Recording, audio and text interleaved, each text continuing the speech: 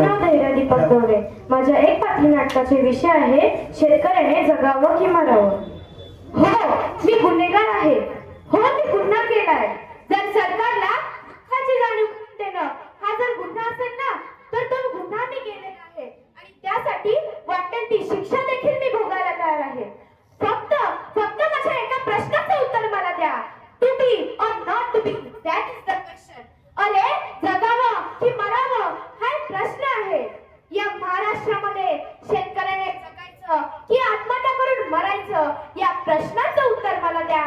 त्यानंतर मी वाटेल ती शिक्षा भोगायला तयार आहे. अहो सरकार, शेपूट हलून हलून म्हैस जमते, पण पाठीवरचा कावळा काय उडत नाही. तसाच आत्महत्येचा विचार आमची पाठ सोडत नाही.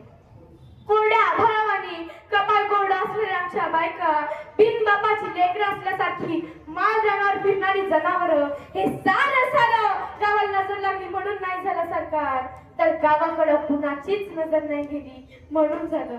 शिकलो नसतो तर किती बरं झालं असतं. अन्यायाची जाणीवच झाली नसती. देवाचा कोप झालाय असं समजून बसलो असतो अंधारात, देवा पुढे हात जोडे. खिचडीसाठी शाळेत जाणाऱ्या पोरानं चोरून आणलेले 2 घास खाताना त्याच्या बापाला अभिमान वाटावा की स्वतःच्या जगण्याची लाज वाटावी हे कळतच नाही. आता खरं तर लाज वाटावी ती तुम्हा सरकारला, तुमच्यासारख्या राजकारण करणाऱ्यांना. जय जवान जय किसान म्हणणाऱ्या लाल बहादूर शास्त्रींचा हा भारत देश, सोन्याचा नांगर फिरवून शेती करून स्वराज्य स्थापन करणाऱ्या छत्रपती शिवरायांचा हा महाराष्ट्र. कांदा मुळा भाजी अवघी विठाई माझी सांगत शेतीमध्ये पंढरपूर भरवणाऱ्या संत सावता माळींचा हा महाराष्ट्र. हा तोच महाराष्ट्र आहे, हा तोच महाराष्ट्र आहे ज्या महाराष्ट्रामध्ये 1630 पासून 20-22 वर्षे दुष्काळ पडला होता. पाण्याचा एकही थेंब या जमिनीला चाकताना नाही.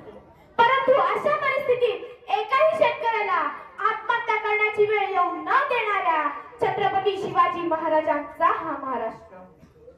आजही इथला शेतकरी राजा त्या बळीराजाची वाट पाहतोय आणि तो म्हणतोय इडापिडा टळू दे आणि बळीचे राज्य येऊ दे.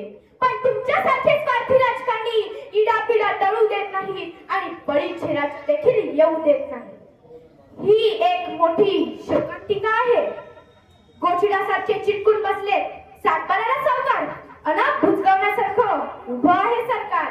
आभाळात सावत्र आईवाणी दुष्काळाचं रूप वाढत चाललंय आणि शेतात शेतकऱ्यांसाठी कोंडावडा मारण्याचं ठरवून सरकार शांत झोपी गेलंय.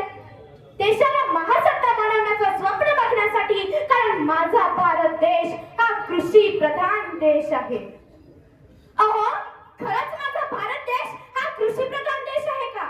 कृषी प्रधान देश म्हणजे ज्या देशात शेती उत्पन्नाशिवाय काडी सुद्धा हलत नाही, पण त्याच देशात शेतकऱ्याला काडीची पण किंमत नसते, तो असतो कृषी प्रधान देश. शेतकऱ्याचं नुकसान झालंय, वादळ सुटलाय, गारा पडल्यात, तरीही त्याला काडीची पण किंमत नसते, तो असतो कृषी प्रधान देश.